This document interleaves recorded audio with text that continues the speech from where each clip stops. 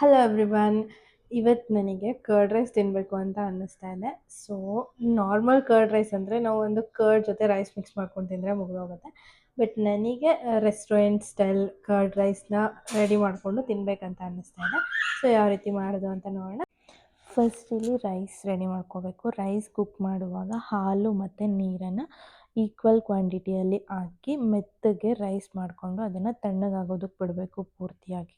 ಅದಾದಮೇಲೆ ಒಂದು ಒಗ್ಗರಣೆ ರೆಡಿ ಮಾಡ್ಕೋಬೇಕು. ನಾನು ಇಲ್ಲಿ ತೋರಿಸಿರೋಂಥ ಎಲ್ಲ ಇಂಗ್ರೀಡಿಯೆಂಟ್ಸ್ ಯೂಸ್ ಮಾಡಿ ಒಗ್ಗರಣೆ ಮಾಡಿಕೊಂಡು ಈ ಒಗ್ಗರಣೆನ ಆ ರೈಸ್ ತಣ್ಣಗಾಗಿರೋ ರೈಸಿಗೆ ಮಿಕ್ಸ್ ಮಾಡಿಕೊಂಡು ಮತ್ತು ಕರ್ಡ್ ನಮಗೆ ಎಷ್ಟು ಬೇಕೋ ಅಷ್ಟು ಕರ್ಡ್ನ ಮಿಕ್ಸ್ ಮಾಡಿಕೊಂಡು ಅದನ್ನು ಒಂದು ಒಳ್ಳೆ ಮಿಕ್ಸ್ ಕೊಡಬೇಕು. ನಾನಿಲ್ಲಿ ಸಾಲ್ಟ್ ಆ್ಯಡ್ ಮಾಡೋದು ತೋರಿಸಿಲ್ಲ, ಬಿಕಾಸ್ ನಾನು rice cook ಮಾಡುವಾಗೆ salt ಹಾಕ್ಕೊಂಡಿದ್ದೆ.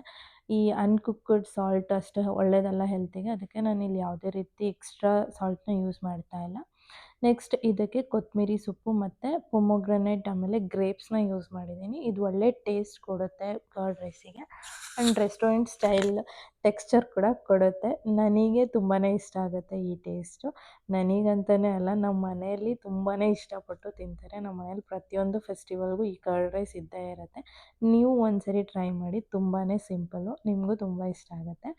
And that's for the vlog. Thank you for watching. ನನ್ನ ವೀಡಿಯೋಸ್ನ ಫಸ್ಟ್ ಟೈಮ್ ನೋಡ್ತಾ ಇದ್ದರೆ please follow my account and support.